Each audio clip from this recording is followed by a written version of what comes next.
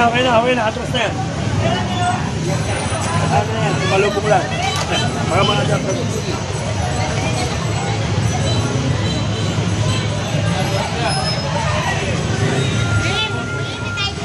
Okay. Diba? Boss! Ingat, boss! Thank you.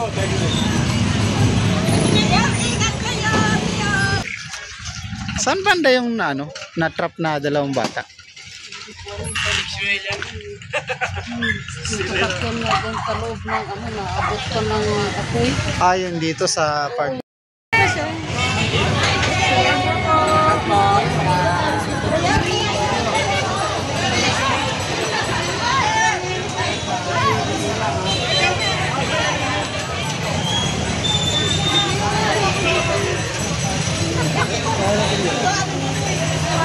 Dapat.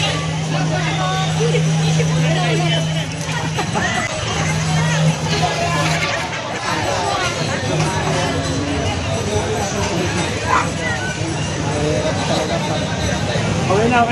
Atras na yan. Ano yan? Malubog lang. Para ma-adjust ako.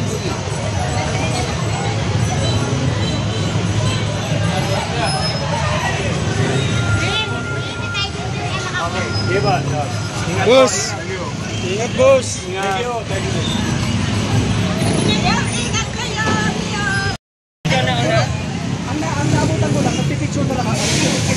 So ayan guys, magandang hapon sa inyo lahat. At ayan, andito tayo ngayon sa mga nasunugan. Dinalaw itong mga nasunugan dito sa may Anonas, Santa Mesa, Manila. At ayan, ito nga po yung naabutan natin. Yung ayan, nagpila dito para kumuha ng kanilang mga pagkain. So, nalate tayo ng dating. Si Yorme kasi pag sinabing punta agad.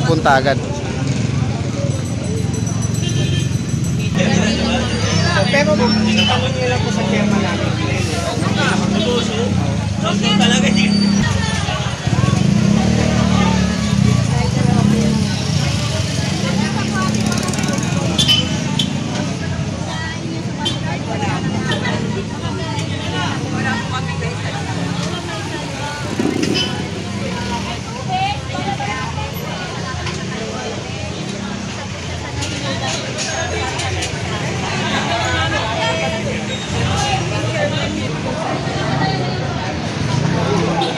Ito yung mga nasunugan guys, nakapila sa pagkain. Sumaglit si Yorme dito, hindi natin na abutan talaga yung niya. Ewan ko lang kung naabutan na sila.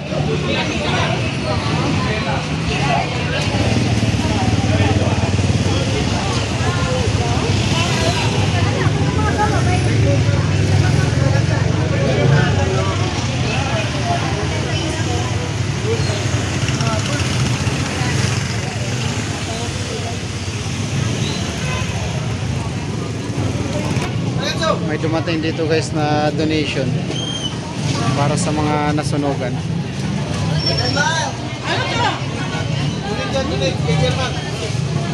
Ako pa talaga tinawag mo? Siyempre, anong ginagawa mo? Nagbabuhatin mo ako?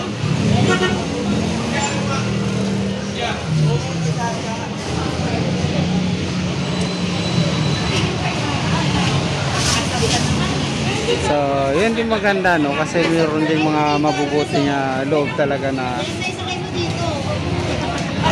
nagbibigay ng tulong.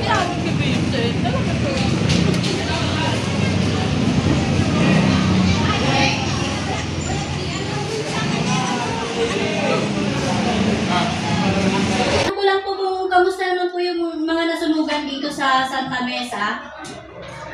Yung mga nasunugan dito sa barangay ko, sa barangay 628, lahat sila, meron na silang temporary shelter na nandito sa, yung iba nandito sa third floor ko, sa taas ng barangay, yung iba po nandun sa Panganiban Street, may tent puro at may mga bibigiri ng DSWD ng mga tent din, at saka dito po sa barangay 629, sa Overcourt, and meron din po ako dyan na mga nasunugan na kasama ko sa sa barangay ko. Opo. Ano po bang dahilan ng sunog po? Ang sabi dun sa kanila, in the aircon ay sumabog ba. Sa sobrang init. Tapos, in the bata ay iniwan ng tiyahing bayan o kapatid na inilak ang pinto. Ay, Ang pinanlak pa, yung panlak sa bisikleta. Kaya nung merong mag-rescue, hindi mabuksan yung pinto. Oh my God. Ilan po yung casualties po natin? 2 bata. Yung mga estudyante po sa daycare namin dito sa barangay. Ngayon po pumunta si Yorme, nakita po namin. May message po ba kayo sa pagbisita po ni Yorme Isko Moreno Dumagoso? Ang message ko po sa ating mahal na Yorme Isko Moreno Dumagoso ay nagpapasalamat po ako ng marami. Natulungan niyo po ang aking mga constituent na mga nasunugan at lalong-lalo na po sa pamilya ng namatayan, na 2 bata. Ang problema po nila dun sa pagpapakremate at pagpapagastos po sa serbisyo sa punerarya, ay alam ko po ay binigyan po siya ng ating mahal na Yorme Isko Moreno Dumagoso. Kaya po, sa ganung pagkakataon po, wala na po problemahin pa yung po pamilya ng namatayan. Bali mga ilan po yung mga nasunugan po dito sa atin? Ang eksakto pong bilang ng mga pamilya ng mga nasunugan po dito sa barangay ko ay nasa 215 families. bali yung may iba kasi na hindi natatakan yung yellow card nila. Paano po yun? Kahit po hindi sila natatakan ng yellow card nila, yun po ay tatak lang ng pagbisita po ng ating mahal na Yorme Isko Moreno Dumagoso na para bibigyan po ng staff. Pero nag-iwan po siya. Yung mga hindi po natatakan, binigyan din po. Maliban lang po sa isa na humabol kanina, siguro na nakita nyo, talagang hindi na po mabibigyan yun. Kasi na po, nakaalis na sila.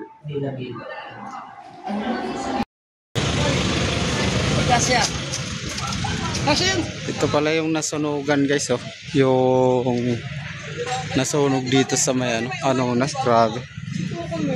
Ang laki pala ng sakop.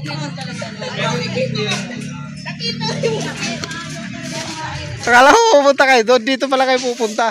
Short yung video kailangan Tama mo siya doon. Ay, nakita!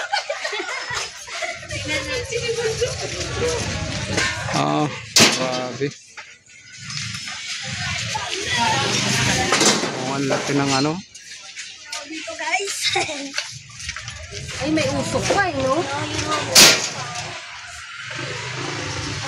So nagliligpit sila ng mga So may nagsasabi bakal-bakal.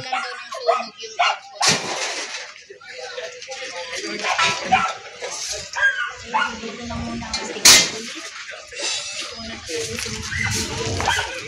yung airport.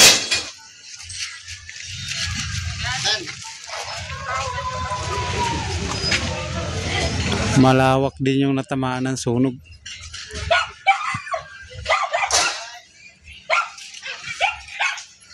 Nilive mo? Hindi. Akala ko nilive mo. Saan banda yung na-trap na 2 bata? Sasakyan na doon sa loob ng naabot ko ng apoy. Yun dito sa part na to? Yung sa GSIS. Oo. Kasi halos yung bahay nila, halos nasa pader eh. Pero inaabot pa rin. Bukod tanging tindahan, hindi nasunog. Buo pa rin siya. Ito lang yung hindi natamaan, samantala nandito siya sa area naman ng sunog talaga.